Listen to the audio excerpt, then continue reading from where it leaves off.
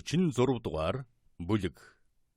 Зугтааж үз, бушуулж үз. Хэн нь хэмжээлшгүй их зовж шанасны эцэст ийхүү хамаг учран олдсон хамттан байж байгаа хайр сэтгэлтэй хоёрын энэ насны жаргалыг хүчтэй салхи шуурга намдан намуухан сайхан болсон луга харанхуй шин байсан нарлаг сайхан өдөр налайсан луга адилтгаж болох билээ. Хэсэгхэн зурын төдийхөн энэ мөч хэн хэнийх нь хувьд хэр огт суугаагүй ариухнаран аз жаргалын агшин байлаа. Хэн хар буруу санаж явснаа хардаж хармалхын хар муухай хороор хордоод харлаган сохор юм шиг болоод явснаа ор тас мартжээ. Ийхүү хамгийн мартан хорвоогийн жаргалыг сайн нэг амсаж байтал нь хар хармын сэжүр дахиад л дэрхийхэн тэрэ. Марионы санаанд малгай дээр нь явж харагдсан нөгөө хідэн улаан цэцэг. Голдсберийн санаанд балаг тарьсан өрөөсөн бэйли бараг нэг зэрэг орсон байлаа. Ямар учиртайг нь хэн хэлж даанч мэдэхгүй. Марион өрөөсөн бэйлийн алга болсон ирээд олоогүйг нь санаж байлаа. Голдсберийн хувьд гэвэл малгай нь одоо ч өмсөөтэй. Өдөржин 2 гар нь хүлээстэй байсан болохоор малгайгаа нэг ч удаа аваагүй явлаа. Тэгээд ч Марионы цэцэг гэж ярихад малгайгаа шүүрэн авч бүслүүрт нь багц цэцэг хавчуулалттай байхыг хараад хачин их гайхсан янзтай болсноо дорн сух татан авч зэвүүцсэн элд чулууд жаргахт нь Марион үнэхээр их гайхаж зэвүүцч байна гэж мэдсэн хэрн нүур царайг нь гунигтэй харцаар ажигланган мөрөн дээр нь гараан тавин Генри минь хизээ нэгэн цагт ингэхийн биш байгаа гэж бодхоос би чинь тун их айж байна гэлээ. Яах юм биш байгаа гэж бодоод Марио минь хайрт минь минийхээ юун тухай ярьж байгааг чи мэдэж байгаа шүү дээ. Надаар заавал хэлүүлэх гэсэн хэрэггүй. Чи минь мэдэж байгаа биз дээ. Чи минь ухаантай шүү дээ. Хонгор минь би чинь бүсгүй хүний бодож байгааг тааж мэдхтэн тун таарахын. Ухаан маань хөрөхгүйгээр ганц юм чинь л энэ байх гэж айж байна.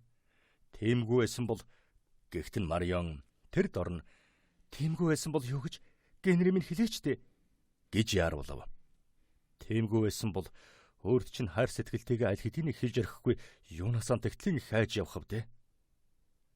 Голдсберийн өөрт нь аль хэдийнээс хайртай сэтгэлтэй байсныг ингэж дуулна гэдэг үнэхээр баяртай сайхан зүйл байсан боловч энэ үгнээс нь харин хайр сэтгэлтэйгэн өөрөн эхэлж хэлснэн өөрөн ирэхгүй саналаа. Голдсбер ч бодлогогүй юм хэлснэг мэдэж бушуухан шиг яг ингэх юм биш угаа гэдэг чинь энэ цэцэг шиг аваад хийж орхихгүй байгаа гэсэн үг тийм үү гэж лавлав. Тийм ээ. Өөрт чинь бэлгэлсэн юм минь бэлийг маань гэсэн үг Генри минь. Марио минь. Чинийхэн бэлийг өнгө зүс алдсан энэ цэцэг шиг хөсөр унагдаг юм гэлээ гэхэд түүний чинь хадгалж явах эрх юм булаах гэж санаархсан тэр хүнийг тулдаан дууцны тэмдэг болгож л унагна. Харин тийм хүн таарлах юм бол Марио минь. Гэхдээ Марион хизээч үгүй гэж дуулдан гарын инкрилэн таалж чамаас минь өөр хинч хизээч тийм их хэдлэхгүй надтан итэг гэлээ. Голдсберг гонигтайгаар санаа алдан Марионыг өөртөө наалдуулан тавирч дуу шуугүй зогсов. Марионы зүрх байдгаараа оволдсон болигллаа. Ингэж санаа алдахын даанч мэдсэнгүй. Санаа алдах нь мэдсэн хайртай хүнийхээ нүур царайг харсан харцыг ажигласан бол сайхан толгор духанд нь санаашран шанасны шинж тэмдэг гүн үчлээс суусныг харсансан бол гайхах юу усныг асууж таарах байсан боловч мөрөнд нь толгоогоо наан огт өөр юм бодон гунигтайгаар чамайгаа одоо яваад өгнө гэхээр бид хоёр ингээд салах ёстой гэдгийг би мэдэж байна. Тэгээд харин хизээ уулзах хэрэгвэ? Чи минь эргэж ирэлгүй удах уу? Гэж асуухт нь хайрт минь хизээ боломжтой болов бушуухан хүрээд ирнэ. Гэхдээ би чамаас ганц л юм амлаа гэж гуймаар байна. Марио минь чамдан би юу ч гэж амласан бэлэн байна. Чинийхээ хүссэн болгоныг амлая. Галайла чамаага хэлсэндээ заавал хөрнө гэж итгэж байна. Алив нааша хардаа.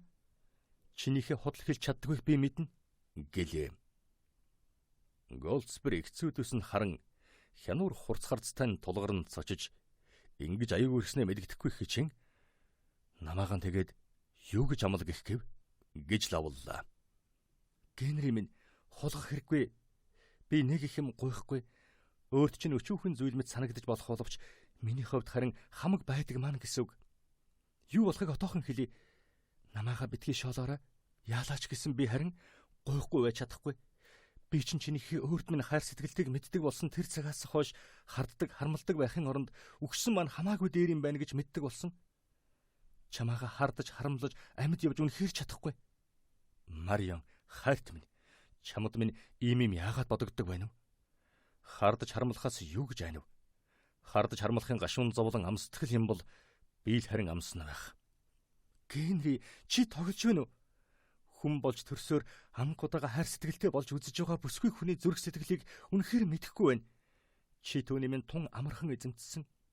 Тэгэхэд харин олон хүн эзэмдэх гэж оролдсон боловч одоо болтол нэгэн ч чадаагүй юм. Өөрт чинь хичнээн их хайртайг минь чи мэдэхгүй байна шүү дээ. За та. Ирэх танх охины өөрт юм биш. Зуурдын шохоорхол биз. Өсөж томроод ирэхээрэн өөр болно байх гэж бодож явдаг чинь билүү? Тэгвэл би чинь баг болчихнараа амтан биш. Насбыг үйдсэн хүүхэн, тэгээд бас чамд л хайр сэтгэлтэй хүүхэн шүү дээ. Баярлсан биширсэн Голдсбери. Ингээд чи минь минийхээ юунд болсон хэрэг вэ? Ямарт минь юунд минь болсон хэрэг вэ? Мариам минь. Би чинь чамаасан олон ах хүн шүү дээ. Цагтаан бол чинийхээ хайр сэтгэлийг татаж чадах байсан байж магадгүй. Гэхэд өнгө зүсэн айлэрт алдаж гүйцсэн амтан. Ингэхэр чинь би өөрийгөө чинийхээ хайр сэтгэлийг татаж чадах ганц хүн гэж яаж бодох вэ? Би чинь чинийхэн зиндааныхантай энэ тэнцхээргүй хүн. Тэгээд бас эхэсдээд сөйдгүй амтан гэж хялайдаг харгас хэрцгий дарлаас ангижрахт нь дорой буурай улсад тусалдаг хүн өөдгүй амтан болдгийн бол үнэндээ ч тийм л хүн. Ингэж л асууж шалгааж байгааг минь өршөөгөөрэй Мариам минь. Асууж шалгаахгүй байж чадсангүй. Ямарт минь юунд минь болоод хайр сэтгэлтэй болсныг чинь чинийхэн амнаас дуулмаар байна. Мариам юу ч гэсэнгүй. Хариулах дургүйтэн энэ биш байлаа. Хорвоогийн бүх онцлог таавар дотроос хамгийн хэцүү хинж таагаагүй, учрыг олоогүй байгаа хайр сэтгэлийн нууцыг даанч мэдэхгүй болохоор юу ч хэлж чадахгүй ингэ зогссноо эцсийн бүлэгт. Генри, үнэндээ мэдэхгүй юм аа. Хайр сэтгэлтэй болно гэдэг түгтмэн учир шалтгаантай байдаг баха. Миний мэдж байгаа ганцхан юм гэвэл чинь би чинь чамдан хайртай учраас л хайр сэтгэлтэй болж орхисон хэрэг байх. Хайр тонгор минь, Мариам минь. Би чамдан итгэж байна. Харин чи минь итгэхгүй байгаа юм биш үсттэй. Генри минь, чинийхээ надтай хайртайг би сайн мэддэг болсон. Хайртай. Хайртайгаар аль дуусах болно. Үүнийг яг амлаж чадах уу? Чадлагүй яхав те Мариам минь. Тэгвэл надтай нэг зүйлийг амл. Юг? Юг тэрвэ хайрт минь. Генри минь, хин ямар ч хүний санаа сэтгэл өөрөөс нь шалтгааллахгүйгээр өөр болдог явдал байдаг гэлцдэг. Би харин тэгж боддоггүй. Би өөрөө чамдаа өхөн хөхтлээ хайртай байж чадна гэдгийг мэдж байна. Тэгтээ харин хард нь харамлна гэдэг миний хувьд өхөхөөс 7 дор гэж түрүү хэлсэн штэ. Тэгэхэр чи минь надад амл. Юу гэж тэр вэ гэвэл Мариам минь, юу л гин түүний чинь амлахад бэлэн. Миний зүрх сэтгэл үрд чинийх. Тэгвэл чи надад хайр сэтгэлгүй болж гимэн тэр тухайхан өөрт минь өөрийн биеэр нууч хаалгүй хэлнэ дуулгана гэж амл. Генри минь тэгнэ гэдгийг амл. Мариам, эн чинь огт хэрэггүй зүйл. Чамдан би ийм хэрэггүй юм амлаад юу хийх вэ? Яагаад гэвэл энэ бие маань амьд байгаа цагт чамдан хайр сэтгэлтэй хэвээр явна гэдгийг маань чи мэдэж байгаа шүү дээ. Генри минь, битгий ингэж татгалцал да. Юу ч гэж гуйсан биелүүлнэ гэж амлаа биздээ. За, хайрт минь. Заавал амл гэдэг байгаа юм бол чинь чамдан өөрт үнэнч байх болно гэдгийг амлаа зогсохгүй амдгаалахад ч бэлэн байна. Санаа сэтгэлд минь сэв сууж гэмэн чи минь тэр дор нь мэдэх болно. Хизэж тэхгүй юмэг чинь амлаад байх хэрэг ер нь юу байх вэ? Генри минь, чи тун хол надтай ирж уулзах чадхааргүйгээр байвал байна шүү дээ. Биелийг маань явуулж орхиорой. Тэгвэл чинь би зүрх сэтгэлтэйгээ хамт өгсөн биелийг минь цагтаа андиг нь хадгалж явсан тэр хүн маань хэрэггүй тэгэд буцааж ээ гэж мэдэх болно. Энэ тэрийн үгнээс тэрэнч дээр. Яагаад гэвэл миний чинь хувьд чинийхэн амнаас тиймэрхүү гашуун муухай үг дуулна гэдэг үгсэнтэй ялгаагүй. Хайрт минь, чинийхээ хүссэн, шаардсан болгоныг биелүүлэхэд би бэлэн байна. Тэгтэн энэ бол огт хэрэггүй зүйл гэдгийг чамдан яаж итгүүлээ дээ ер нь. Чи минь бэлийг хизээч буцааж авахгүй. би буцааж өгөхгүй. Яагаад гэвэл түүнээс үнэтэй юм над юу ч байхгүй. Намайг илж таалж байгаа.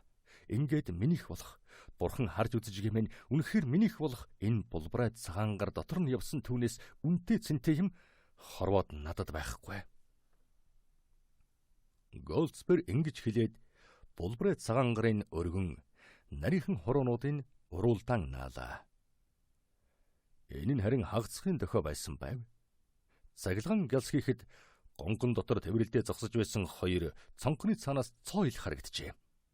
Тэгтэлж доохонтойд нь байдгаараа өөхөлж ахилсан хүний бухимдсан сөнг дуугарч цонхны загвар нэг хүн сүйтгэн өнгөрлөө. Цагилгаан дахин цэгхэд хоёулаа цонх руу ухсхийн очиж харсан боловч юу ч харагдсангүй. Тэгээд Марион "Зүхтааж үзгээ энэри минь" гэж дуулдан "Саяны юм нэг л биш, муу яр, чамааг нь бариад авч мэднэ, зүхтааж үз, бушуулж үз" гэж яарвалав. Голдсберг ухсхийлээ.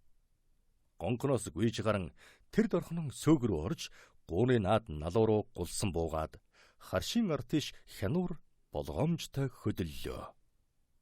47 дугаар бүлэг. Нэхэн хөөлөө. Гонхны цонхны гадуур сүйдгэн өнгөрсөн тэр хүн бол Бетти Денси байлаа.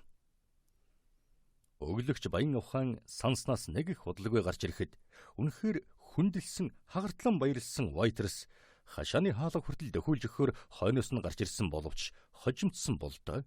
Явган хаалга дуурч дуулдахад хааж төгчхөр очин харанхуй дийш тийшин харахад нь хинч байсангүй.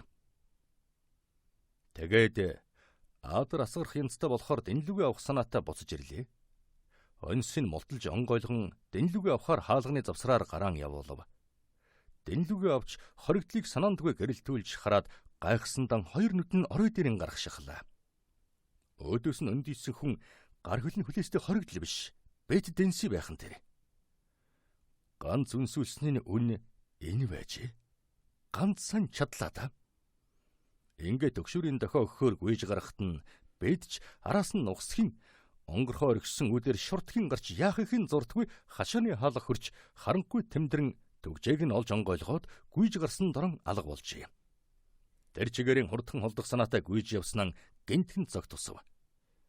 Марионы ирснийг санаад Голдсберг тэр хоёр уулзсан байж мэднэ гэж бодсон учраас харш руу нэржээ. Ингээд хан ёроолдон явж байтал нь үүдний гонгон дотор хүн ярилцж дуулдахт нь цонх руу гитэн очлоо. Цагилгаан гялс хийхэд хоёр хүн тэврэлдээ зогсож байгааг хараад өөрийн ухаангүй хүн давхиж орох шахлаа. Ухсхийдхийн даваан дээр хашаан дотор зэр зэвсэг хангиналдан яарч твцсэн цэргүүд ярилцах дуу чимээ дуулджээ. Энэ хоргодлыг ирж вэнэ гэсэн бодол зорвс хийв. Хариуган авандаа гэсэн хатуу сэтгэл давтан хоёулын чадах юм шүү. Голдсберг шоронд нь буцааж хийлгэн тэгээд хөөрхий чинь их замтай энэ авхан яахыг харах юм шүү гэж бодлоо. Хардаж хармалсандан болоод өөрийн ухаангүй болсон Бет харуул манаа дуулахаар хаалга руу гүйж Голдсбергийн гурав өсөрч орох үеэр Бетийн замжилж ирсэн 10 зэрэг гонгонг тойрон хүрээлв. Аадар бороо зогсон сэлмэг тэнгэрт од мөчид төгжээ. Гонгохны онгорхоо оргисон цонхоор болгоомжтой өнгөлөж харсан цэргүүд хинч байхгүйг мэдсний дотроос нэг нь их л урамгүй "Энэ далга байх шин жалга байна штэ. Бурхан минь би гэдэг одоо яана" гэж дуулцсан гайхш үнэхээр тасарсан айсан янзтайг бодвоос Бетэд маллуулсан нөгөө манааны цэрэг байна гэж мэдэж болох байлаа. Өөрлөн цөхөрсөн харцаар ширтэн хажуугийн улс дуулж орхивэ гэж айсандан аяархан ингэж хэлэхэд нь амьсгаан дээр гарсан Бет.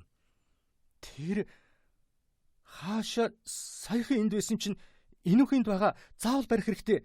Тэр хүүхэнтэй хоёуланг нь тэгээд тэр сүрхий амтан сэхэм хэвээрийн байг л дээ." Гэхдээ нь чи хэний тухай яриад байна?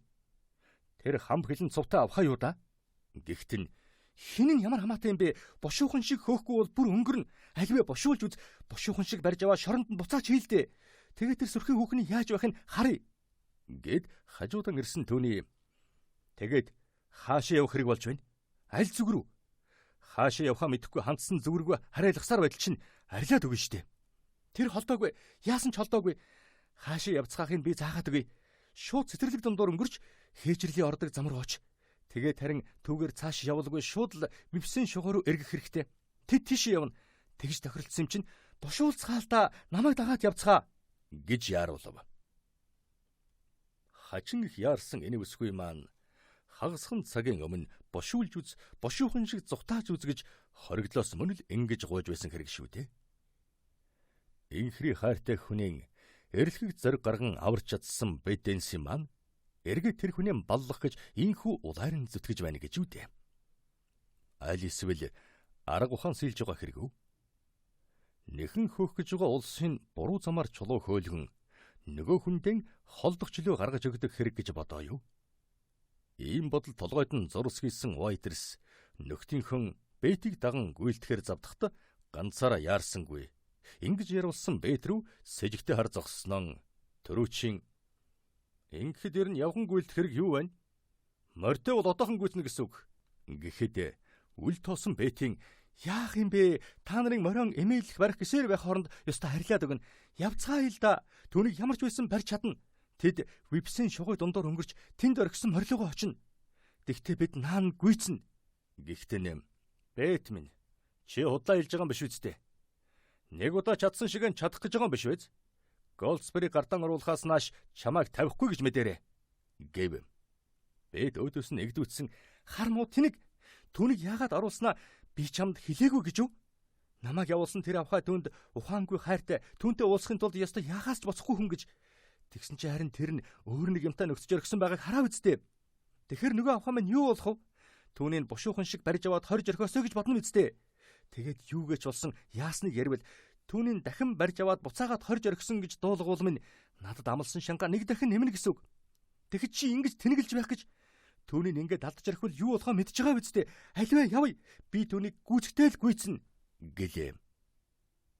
Өнөмшиг тийшин хандсан Вайтерс өөрийнхөө гин бурууг бушуухан шиг засан залруулж ял шийтгэлээс мултрах өөр харгүйгэн бодон эргэлзэж тэнэгэлцэх юм болон бусдынхан араас ус хийлээ.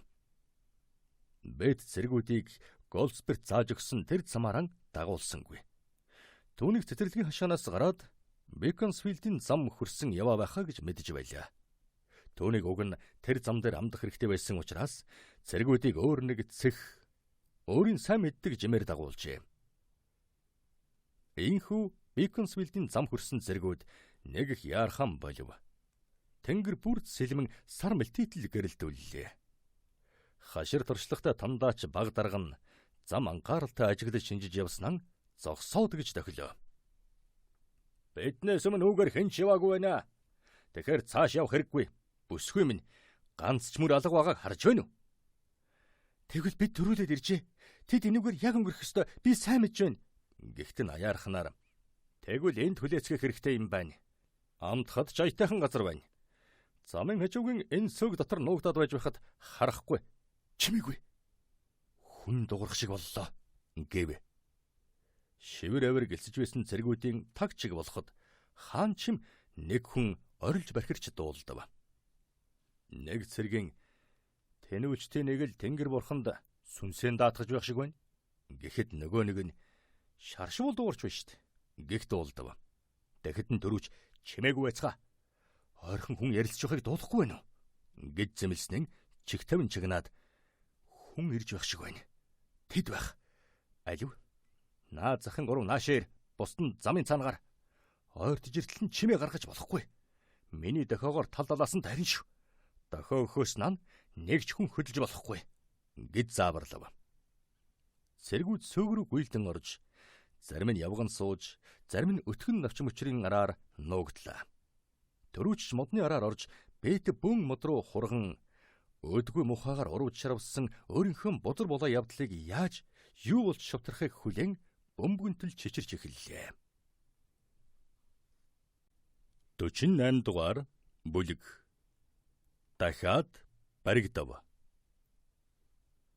Голдсберг гуй оролцсоор харшин алт талд гармагцсан цааддах долонгон даван цэцэрлэгийн дундах өргөн тал дундуур гүйсээр шуган гүн рүү орж очиод гартын дохиогон эсгэрч байгааг дуулав. Төдөлгүй Григори Денси хоёртой уулзсан цааш яхан шалуухан ярилцаад хөдөлцөөлөө. Денси тэндээсээ солж өөрийн Гартын мөрийг аваачаад хүлээж байгаа Ориол руу очих ёстой. Хааны агтны тэр ижил Дэнсийн муу хөгшин хэр хоёроос өөр хөл залах хунаа байгаагүй боловч Дэнсид ямар ч аюул тулгараагүй болохоор хашаанч зүхтаахын хэрэггүй. Улаан арстан залуугийн ховд бол ямар ч мориноос дутуугүй учраас хоёроос олон моринич хэрэггүй байлаа. Дэнсинх Оксфордын замаас холгүй байдаг. 2 морин хээжрлийн дэрэгдүүр гардаг хөдөө замаар хүргийг ихэд эндүү тойроо учраас Дэнси улаан арстан 2 Вибсийн шугуй дундуур өнгөрдөг зөргөөр явах. Голдспер Гард 2 зэргэлдэх чимээр тосон уулзахаар тохирчээ. Ийм янзтайгаар уулзцаая гэж Гард бодож шийдсэн. Юмыг яаж мэдэх вэ? Араас хөөж ирвэл гол замаас холуурхан явсан дээр гэж болгоомжилсан хэрэг байлаа. Хэдийд хэрхэн уулзхан ингэж тохирон Дэнси гэрлүүгэн Гард Голдсперийг дагуулan ширэнгт налууг хэдрэн бууж цэцэрлэгийн хашаанаас гарч хээжрлийн замаас орлоо. Хагасбэр хэртээ явж Вебсийн шугам хаяаны наадтайх намхан хашаа хүрлээ.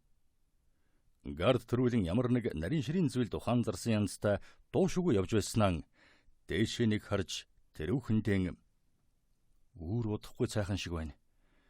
Тэгтэн ч амжин байх гэж бодож байна. Гэт гайхсан Голдсперийн юугаа амжин гэж гихтэн гойдын бишээ генериг минь нэг жаахан ажил байгаа юм. Удаа зөхөд байхаар юм бишээ. Одоо тэр тухай ярьж цаг алдаад яах вэ? Эргэж ирээд л ярилцъя. Нөгөө нөх маань энэ байна. Золтой л өнгөрөөж явж орхисонгүй. Та бараан явж бай. Таныг би энэ модноос гараагүй явхад тань гүйцээд очино. Харин тэндэн хүлээж байдаг юм шүү. Би удахгүй хүрээд очино. Гэв. Григори Гард ингэж хэлэнгүүтэн хашааны завсраар гарч ширэнг рүү орон алга боллоо. Голдспер алхаагаан сааруулан сонин аш цантаа энэ хүнд маань намайг ингэж гинт орхих ямар ажил явдал ургадаг хэрэг гэж тааж ядан явлаа.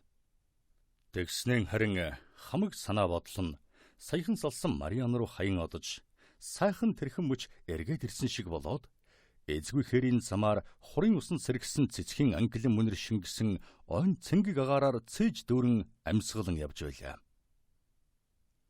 Өмнөхөн талд нь үл үзэгдэх аюул амдан амь насын залгихаар хүлээж байсан боловч бүхнийг мартаад саяхны аз жаргалтай тэрхэн мөчийг одоо хэрэн чихэнд нь чимэгтэй сайхан дуулдсаар байгаа Марионы энкри хайрын ээлдэх сайхан өгсийг бодон явсан Голдспер яаж мэдэх вүлээ? Гартын салж явсан тэр дунд хашаанчим хүн орилж бархирч дуулдсанд нэлээд холдсон явдал нь шинэн анир чимээгүй цочин зог туслаа. Энэ эзгүйхээр ийм үеэр юм хүн яагаад орилж бархирч байдаг хэрэг? Дахиад бүр чангаар явж явхалж хажуугаар нь бас загнаж зандчиж байх шиг дуулдлаа. Сайн чагнаад байвал Гартын алга болсон тэр зүгээс дуулдаж байх шиг. Тэгэхээр Григори орилж бархирах дуу үргэлжилж харин загнаж зандчиж байсан хүн багтам нь хансан янзтай чанга инээж хөхөрхөн дуулдав. Яхараггүй Гарт тачгантал инээж хөхөрч байгаа энэ чанга дуу түүнийх мөн байлаа. Тэгтээ харин юу гэж болж байгаа? Хэн ямар хүн яхараа ингэж орилж бархирч Гарт яхараа юу болохоор ингэж инээж хөхөрч байдаг хэрэг бүү мэд. Харанхуй шин хээр гадаа нэг дор хадсан 2 янзын хачин энэ дуг Голдспер ганцаараа сонсоод гайхсан хэрэг биш. Өөрийнх нь араас нэхэн хөөж ирээд өмнөхөнтэй нь сөөг дунд дамдан хүлээж байсан тэр улсчиг гайхан чагнацгааж байжээ. Модны араас сэмхэн гарч ирсэн улс өөрийн хүрээлээд авсныг Голдспер данч хожуу мэдлээ. Хажуу тишин огл үсрэн зүхтаах гэсэн боловч хөдөр чирэг төрүүчтэй яг тулгарч нөгөө талаас нь төрүүхэнд маллууснаас хойш гайтай хармуу оргодлыг гартан бушуухан шиг оруулж буцаагаад төгжиж явах юмсан гэхээс өөр юм бодхон болоод явсан Вайтерс зүгдэн авлаа. Гар хоолсон болохоор эсэргүүцээд ч нэмэргүй. Ганцаарнтай үзэлзэх шудраг тулданд бол аль нь ч амархан дийлэхэр бол бүрэн зэвсэгтэй 6-гийн 6 хүний бөн хүчин давтахаас өөр арга үндэм байсангүй. Зоригтны хувьд зянд золгүй явдал тохиолдог удаа цүүн бус билээ. Сэргүүд барьж авсан хүнээ дундаан хийж саяхан сул жилеттэй болоод ирж явсан тэр замаар нь эргээгээд авч явлаа. Төрүүчий нэг нь орилж бархирах, нөгөө нь чанга инээж хөхрөх хачин янзын 2 дуу Вебсийн шуугаар нэг хадсаар. Барьсан хүнээ авч утсан цэргүүд дор бүрийдэн гайхан дуушуугүй явж байлаа. Чанга инээж хөхөрч байгаа дуулдаж байгаа бишсэн бол харанхуй шин шугын хаа нэгтээд хэнийг алж талж байна да хөөрхий гэж бодож болмоор. Хачин ингэж инээж хөхөрч байгааг нь бодвол ой шугуйд буудалсан цыгаанууд юуныхан чим найр надан болж наригдсан гэж байгаа хэрэг юм байлгүй дээ гэж цэргүүд боджээ. Голдсприг оргуулсан мөртлөө нь дахиад бариулсан бэд модны араар нуугдан түүнийг хэрхэн яаж хүрээлэн авахыг харан бахан хантал баярлаж байснаа барьж аваад явцгаахт нь харин юу хийснээ гинтхэн ухаан хоёр нүд нь орой дээрэн гарах шахсан хүн замын хажуугийн боцсоогийн араар нуугдан дагаж гуйлээ. Цэргүүдийн ширүүн дөрвөн замдчин гар хоосон ганц хүнийг араас нь түлхэж явж байгааг хараад өр зүрхэн шимширэн өвдөж явсаар түүнийг хашаа руу авчран хаалга хамгихад гашуун гимшилдэн тарчлан газар тэврэн унаж учир зүггүй уйлж гарлаа. 49-р бүлэг. Явуулын хоёр хүн. Генри Голдсприйн баримтлагдсанаас хойш барагцаалбал цагийн дараа хоёр морьтой хүн улаан дулган огцсон их цэвэрлөө эксприжийг чиглэн бууж ява харагдав. Хэнхэн хөдөр том бие хартай, нэг нь бүүрч булаа, бас тэгээд залуутрын дээр сайхан ч хүлгэмэр унсан ирвэлээ. Хамт ява хүний нэмэр харин хариугүй нэг муу хөгшингүү харагдана. Давриултай гутал, дууцтай малгай, савхан бэлэтэй залуутрын харанхуй бүрэнхэд эхэстэйц гэж бодмоор боловч өөр бусад өмссөн зүйлсэн дээр ярьсантай үнэхээр зохиоггүй үүлний цанаас цохойсон сарны гэрэлд элд харагдаж байгаа. Энэ хачин байр байдалтай эрийг сайтер аживал Григори Гарт байна гэж төвгүй таньж болох байлаа. Хамт ява тариачны хувцас сунартай хүн нь Диктенсийн мөнөлдөө. Мань хоёрын ямар ажил явдал гараад эксприжийн замаар ингэж явааг та одоохон мэдэх болно. Голдсприг тууж явсан цэргүүд вивсэн шугуйд хадж байсан тэр хачин дууд шимийг цыгаануудын найр цэнгэн гэж бодцоосон бол чухам дээрэн тийм биш байлаа. Тэгээд тэр чи юунын орилон бархиран байсан хэрэг вэ гэвэл Григори Гарт өглөөгөр Уилфордод амласнаа биелүүлж байсан тэр байлаа. Гарт хэлсэндэн хүрсэн нөгөө борохооныхон аль зэрэг бахин бүхийг Уилфордын бие дээр шалгаж үзжээ. Григори Гарт завдтайхан явсан бол бүрч тухтайхан үзэх байсан мэдээж хэрэг өгөөд хойшоон даанч яарч явсан болохоор хамаг биеийн хөхнөц болсон ёстой л өнгөнгөр солонгорсон Уилийн хүлээс мөлөөсийг тайлгч завгүйдээд тэр чигээр нөргчээ. Өөдгүй хар урвагчид зогшинг нь тэгж хүртээсэн Гарт тэднийхээс гарч ирэн борохоог нь чулуудж орхиод Голдсприйн араас алхлаа.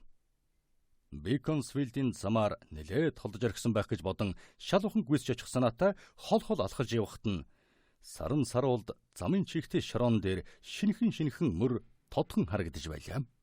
Дээрэмчин явсан Гарт мөр болгоныг ажигладаг болж дасснаас гадна шинжигтэнч ойн амчтаас доргүй билээ. Шинхэн мөрнүүд нэг л сэжигтэй санагдсанд улам тонгойд сайн ажиглав. Энэ бол Голдсприг барьж яваад буцаагаад аваад явсан тэр байлаа.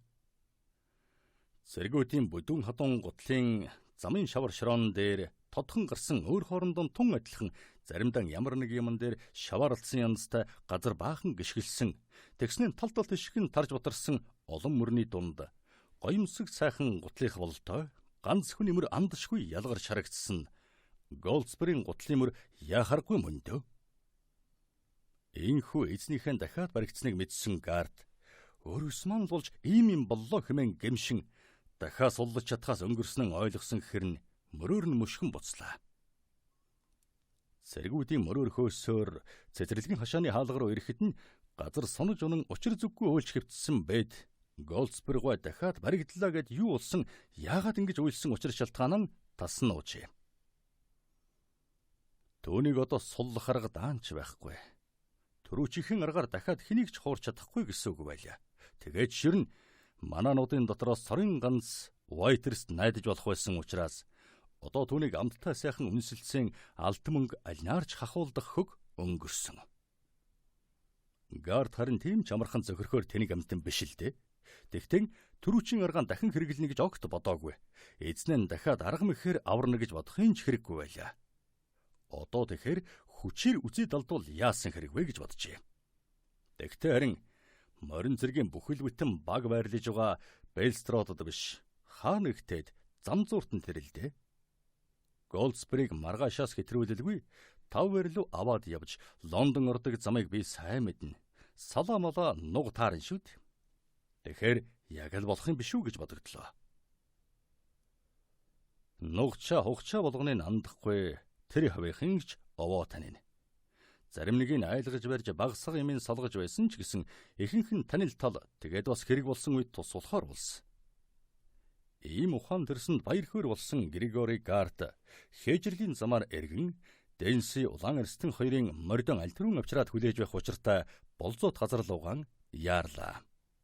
Үнэхээр ч удаан хүлээсэн тэр хоёрч ажил явдал бүтлгүйцсэн шиг бололтой гэж тааж байсан учраас Григорийн авчирсан урамгүй мэдээг дуулаад нэг ч их гайхсангүй. Гарт өөр төрсөн санааг зам зууртан улам сайн бодож тунгааж ирээд Дэнсид ярьсанд өвгөн хамсалсан гэж урайлган өгтөв. Ориолыг чулуу чалга руу буцаагаад Гарт хааны элчээ салгасан мориндон үсрэм мордож Дэнси хашин муу гүнийхээ нуруун дээр гарч хоёул Бельстрод цэцэрлэгийн хашааны өмнөр өнгөрөн хааны их замтай Жерит хийшин тэнд нийлдэг нарийн харгуйгаар орлоо. Үүрээс өмнөхөн улаан толгой хурч Ингэрлэн бууж шива Гарт хашин муу гүгэрэн гүйц чадан явсан өвгөн рүү үе эргэн харж яарволовч хөрх юм амтны хичнээн гуйдаад зэвтэй төмөр давриулаар зогсоо зэвгүй давчаад нэмэр даанч үгүй. Өвдөгтөн хэд өцсөгнөөд л бүдэрч унах шахахад нь наадмуугч чөтгөр авах нь яана. Энэ янзаараа бол хэрэгтэй улстайгаа уулзч амжихгүй дэг шүү. Охин ч өчигдөр Генриг баг өглөөр давч явна гэсэн. Гэгээтэд Лондон орох гэж бодоод 10 цагийн хэртэд эксприж дэрнэ гэсэн үг. Тийм болохоор түүнээс намжуулах хэрэгтэй ажил явдал бит хоёр тун их байна. Дэнси минь наадхыгаа олигтойхон давираач яасан хашаа амтэн гээч нвэ. Би унаж жава болгээ явуулаад өгсөн гэж ундууцаад өвгний гүгэн өмөрөн хөр хэмээн бүтэн 7 хоногийн турш замын хажуугүй муу үсэн нөгөө хазалснаас биш олигтой хоол хижээлийн бараа хараагүй амтэн чинь юуных нь хүч тэнхэ байхав. Гэхдээ хөрх газар холгүй яамаа. Чэвэт хоёр Лондоор хажилтаа яваа болч ёстой өнгөрлөө гэсэн үг. Ингэхэд харин аятайх нэг юм бодогдлоо шүү. Хоёулаа ингэж хамт явах хэрэг юу вэ? Чи Дэнimийн замаар орж тентхийн нөхөдөн хэлж дуулга. Би Колнор явж хэр бэлдэнтэй уулз ярилцъя. Эксприж Хиллендон хоёроор дайрч хэрэгтэй улстан дуулах далимдан Дрейтнер орно. Тэгсэн маань ер нь дээр байх. Тэгээд хоёулаа сарна тэтэм хоёр гуанзанд уулзъя. Би одоо тэрүүгээр дайрч Бромн өвгнийг аятайхаа юм ахиухан бэлддэг юм шүү гэж захина. Зүгээр олдсон нэг цагтаа байсан нь зэгсийн их мөнгө болгож орхисон минь өнөөдөр хэрэг болох нэ дээ. Тэгээгүй уулчиг энэ их орончид чинь чивэт хоёр зүгээр нэг тус болох уугүй юу бүү мэд шүү. Миний хувьд бол Генригваг суллаж чадах юм бол сохор зоосгүй үйлцсэн шамаалга. Гэт Дэнсин натаан чималга да. Түүнээс биш бэжгэс югаан хайрлахгүй. Үнэхээр сайн сайхан хүн дээ. Манай энэ хавьд үзээд өгөөч гэсэн тийм хүн өөр байхгүй. Гэхэд нь тийм шүү Дэнси минь үнэхээр сайн хүн. Үнэн мөнийг хамгаалдаг болохоор л ингэж толгойг нь авах гээд байгаа хэрэг шүү дээ. Тэгвэл нэвэд тэгүүлэхгүй тул чадах бүхнээ хийх ёстой. За ингээд Дэни мордог зам энэ байна. Наадмууга олигтойхон давир 10 цагаас өмнө гүүрний тэнд очисон байгаарай. Гэв. Ингээд Григори Гарт салж Дэнси Дэни мордог замаар эргэлээ. Гарт эксприч тийш давхин одлоо.